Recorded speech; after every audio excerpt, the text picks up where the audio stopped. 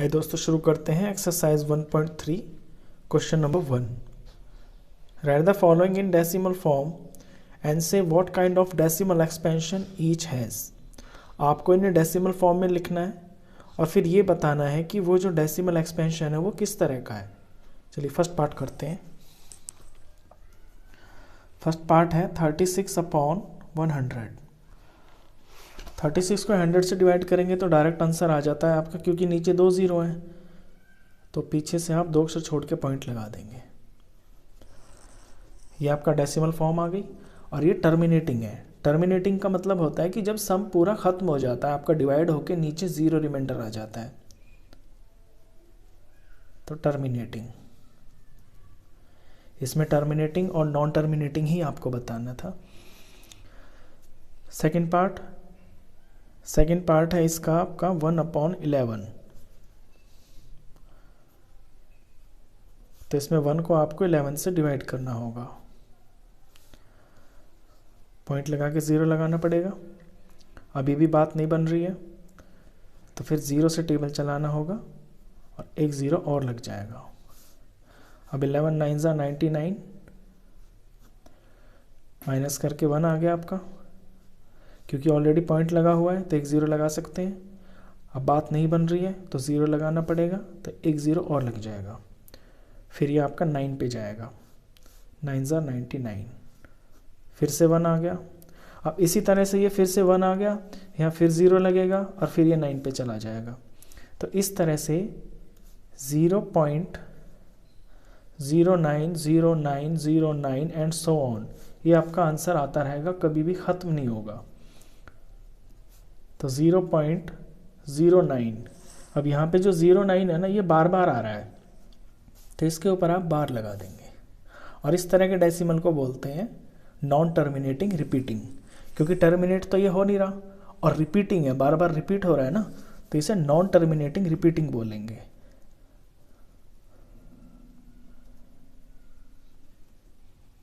Non terminating repeating. चलिए third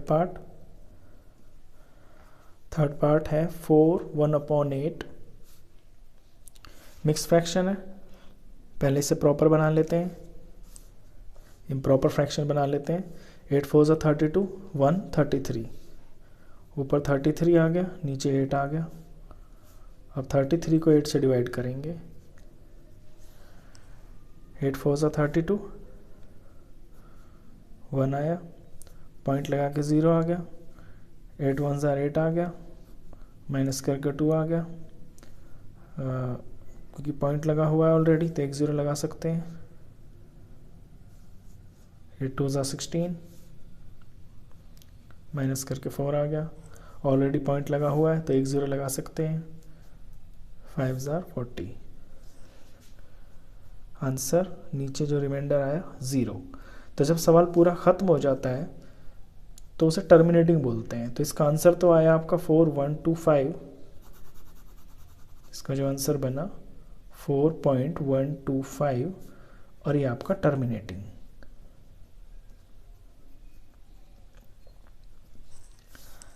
चलिए इसका फोर्थ पार्ट करते हैं।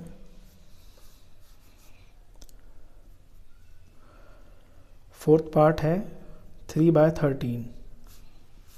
तो 3 को 13 से डिवाइड करना होगा, पॉइंट लगा के 0 लगाना पड़ेगा। फिर 13 2 ज़ा आपका 26 पे जाता है, माइनस करके ये आपका 4 आ गया। पॉइंट लगा हुआ ऑलरेडी तो एक 0 लगा सकते हैं। फिर 13 3 पे जा रहा है, ये 39, माइनस किया 1 आ गया, 0 लगा सकते हैं। 13 पे तो नहीं जा रहा ये 10, तो एक 0 ऊपर लगा के यहाँ एक और 0 लगा लेंगे। अभी जाता है आपका 13 7 ज़ार पे। 13 7 ज़ार होता है आपका 91, माइनस किया तो 9 आ गया। पॉइंट लगा हुआ है तो एक 0 लगा लिया। अभी आपका 6 पे जाएगा। 7 ज़ार 6 ज़ार, 6 ज़ार होता है आपका 78, माइनस करके रिमाइंडर 12 आ जाएगा। एक ज़ीरो लगा सकते हैं क्योंकि पॉइंट लगा हुआ है 120 और 13, फिर ये आपका जाएगा 9 पे, 9 पे जाके 117 आ गया, माइनस करेंगे तो 3 आ गया। अब ये फिर से 3 आ गया दोस्तों, 3 से स्टार्ट हुआ था ना, फिर से 3 आ गया। इसका मतलब है अब इसके बाद जो भी आएगा ये रिपीट होता चला जाएगा, यानी यहाँ 0 लगेगा तो यहाँ पे 2 आ जाएगा। तो इसका जो डेसिमल फॉर्म बनेगा आपका 0.230769 और इसके ऊपर बार, क्योंकि 9 के बाद फिर से 2 रिपीट हो जाएगा और फिर 230769 इसी तरह से चलता रहेगा ये। तो ये नॉन टर्मिनेटिंग तो है, ख़त्म तो हो ही नहीं रहा, और रिपीटिंग भी है, तो इसे लिखेंगे non terminating repeating.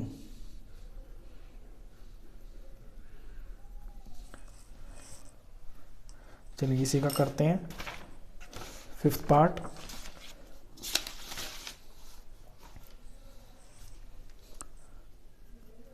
Fifth part में है आपका 2/11, तो 2 को डिवाइड करते हैं 11 से, पॉइंट लगा के 0 लगाना पड़ेगा। 11 1 ज़ार 11, माइनस किया तो 9 आया। अब एक 0 लगा सकते हैं क्योंकि पॉइंट लगा हुआ है। ये 8 पे जाएगा, 88, माइनस किया तो 2 आ गया। अब फिर से दोस्तों 2 आ गया। अब यहाँ पे 2 आ गया ना, फिर 0 बन जाएगा, ये फिर 1 पे चला जाएगा, 1 पे जाके फिर 11 आ जाएगा, फिर ये 9 आ जाएगा, फिर यहाँ 0 लग जाएगा, फिर ये 8 पे चला जाएगा। तो इस तरह से ये आपका ख़त्म नहीं होगा। जहाँ से भी ये नंबर आ जाता है, जहाँ से हम शुरू करते हैं, तो वहीं से रिपीटिंग शुरू हो जाती है। तो इसे लिखेंगे 0.18 का बार, क्योंकि अब ये 18 18 18 ही आता रहेगा और ये नॉन टर्मिनेटिंग रिपीटिंग है। Non terminating repeating. चलिए इसका 6th पार्ट। 6th है 329 डिवाइडेड बाय 400। डिवाइड करते हैं 329 को 400 से, पॉइंट लगा के 0 लगाना पड़ेगा। 8 पे 3200, 0 आया, 9 आया, 90 आ गया। यहाँ पे पॉइंट लगा हुआ है ऊपर, तो एक 0 लगा सकते हैं। फिर ये आपका 2 पे जाएगा, 2 पे 800 आ गया, फिर 100 आ गया, पॉइंट लगाया तो एक 0 लगा सकते हैं। ये फिर से आपका 2 पे चला गया, 800, फिर 200 आ गया रिमाइंडर, फिर 0 1 लगा सकते हैं। अब ये आपका 5 पे चला गया 2000, और फाइनली ये आपका जो सम है वो टर्मिनेट हो गया, यानी कि ख़त्म हो गया। तो आपका जो डेसिमल फॉर्म आई इसकी वो आई 0.8225, और ये बोलेंगे इसको टर्मिनेटिंग। ये आपका फर्स्ट क्वेश्चन था। चलिए इसका सेकंड पार्ट करते हैं, सॉरी इसका सेकंड क्वेश्चन करते हैं 1.3 का।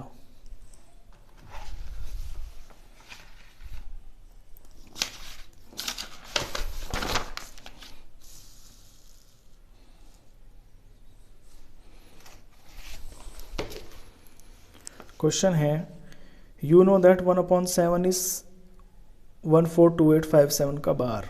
Can you predict what the decimal expansion of 2/7, 3/7, 4/7, 5/7, 6/7 are without actually doing the long division। आपको 1/7 की वैल्यू दी हुई है और आपको 2/7, 3/7 इन सब की वैल्यू निकालनी है, और वो भी बिना डिवाइड किए। तो कैसे निकालेंगे? चलिए इसे करते हैं। सबसे पहले आपको वैल्यू दी हुई है 1/7, और 1/7 है आपका 0.142857 का बार। वैल्यू निकालनी है आपको 2/7 की। तो 2/7 क्या हो जाएगा? 2 इंटू 1/7 ही तो हो जाएगा। तो यहाँ आपको 2 मल्टीप्लाई बाय 1/7 की वैल्यू आपको दी हुई है। तो 2 से आप ये जो 1/7 की जो वैल्यू आपको दी हुई है, इसको आप मल्टीप्लाई कर दीजिए इस तरह से, 2 इंटू 1/7 की वैल्यू। जब आप इसे मल्टीप्लाई करेंगे तो ये आपका आ जाएगा 0.285714। आप इसे मल्टीप्लाई करके देख लेना दोस्तों, यही आएगा, मैंने ऑलरेडी किया हुआ है। 3/7 को 3 इंटू 1/7 लिख सकते हैं। यहाँ 3 इंटू 1/7 की वैल्यू एज इट इज़ जो है ऊपर 142857। फिर सिंपली इसको 3 से मल्टीप्लाई करोगे आप, मल्टीप्लाई करेंगे तो आंसर आ जाएगा आपका 0.428571 एंड बार। 4/7 की वैल्यू निकालनी है, same step, 4 into 1/7 is equal to 4 into value of 1/7 0.142857। जब मल्टीप्लाई करेंगे आप इसे तो इसकी वैल्यू आएगी 0.571428 और इस पे बार भी लगेगा। Now 5/7 is equal to 5 into 1/7 is equal to 5 into value of 1/7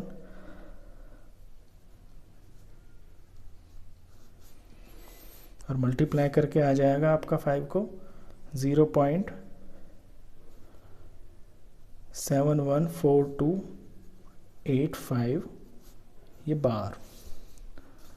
now last है इसमें 6/7, तो 6/7 इज 6 इंटू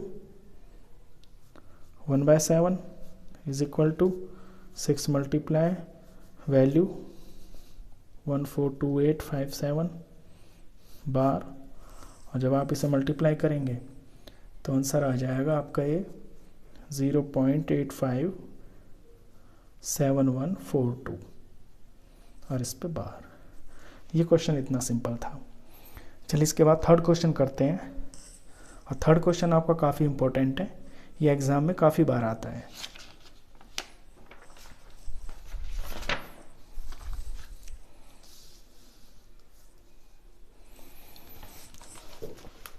थर्ड क्वेश्चन में कहता है express the following in the form P/Q।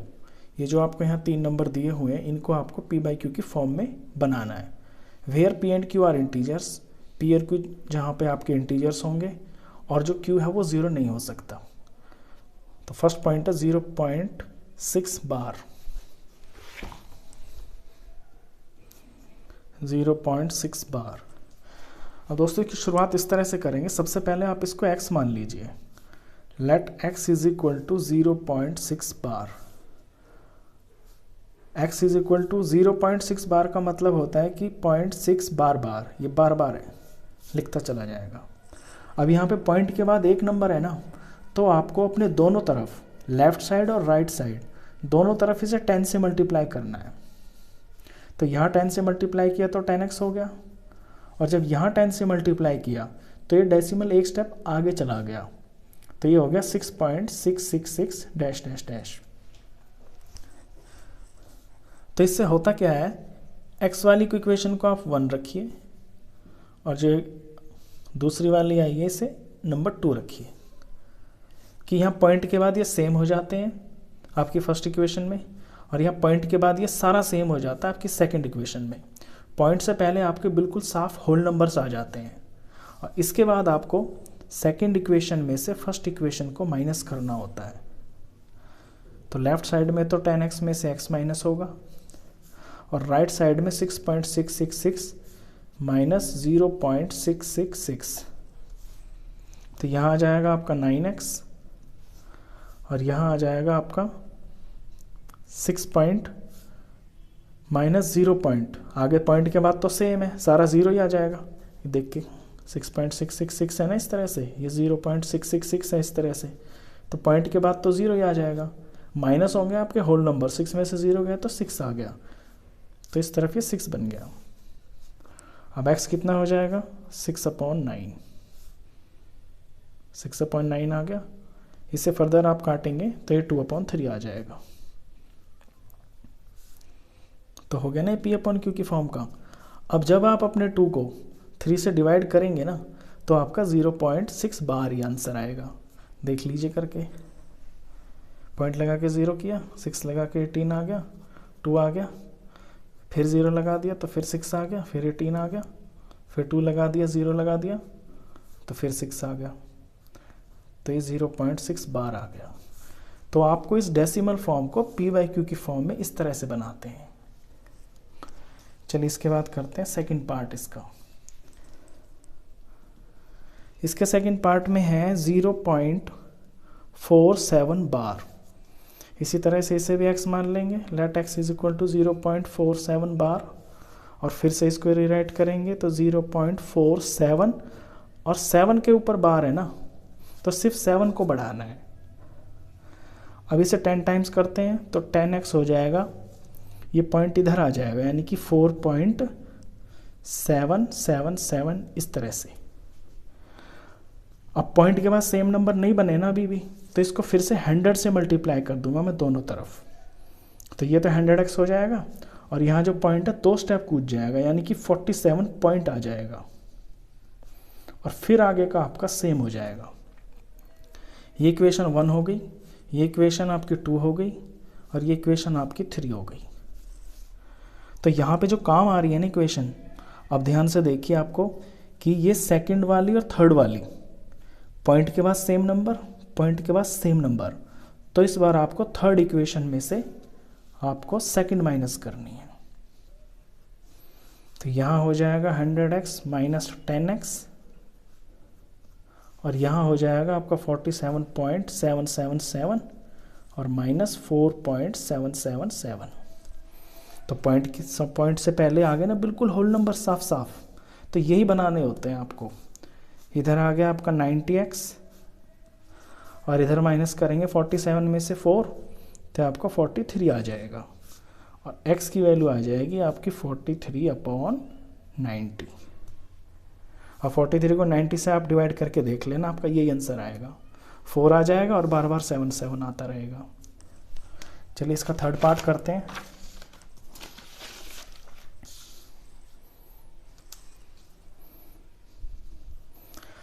Third part में है आपका 0.001, और इन तीनों के ऊपर बार है।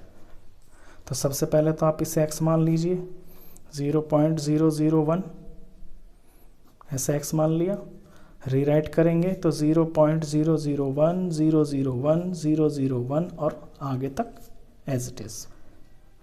अब पॉइंट के बाद आपके 3 नंबर है ना, और तीनों पे बार है, तो ऐसे केस में आप इसे 1000 से मल्टीप्लाई करेंगे दोनों तरफ, तो होगा क्या कि पॉइंट आपका 3 स्टेप आगे चला जाएगा, और जब ये 3 स्टेप आगे चला जाएगा ना राइट साइड में, तो ये 1 के आगे लग जाएगा यहाँ पे, और फिर आगे तो 001 001 है ही।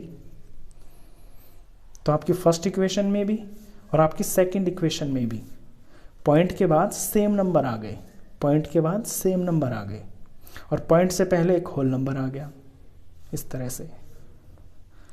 तो आप सेकंड इक्वेशन में से फर्स्ट इक्वेशन माइनस करेंगे, तो इधर तो आपका माइनस होगा 1000x माइनस x, और इधर 1.001 001 माइनस 0.001 001 कंटिन्यू। यहाँ 1000x में से x माइनस करेंगे तो 999x, और यहाँ तो आपका 1 ही बच रहा है, 1 में से 0 गया तो 1।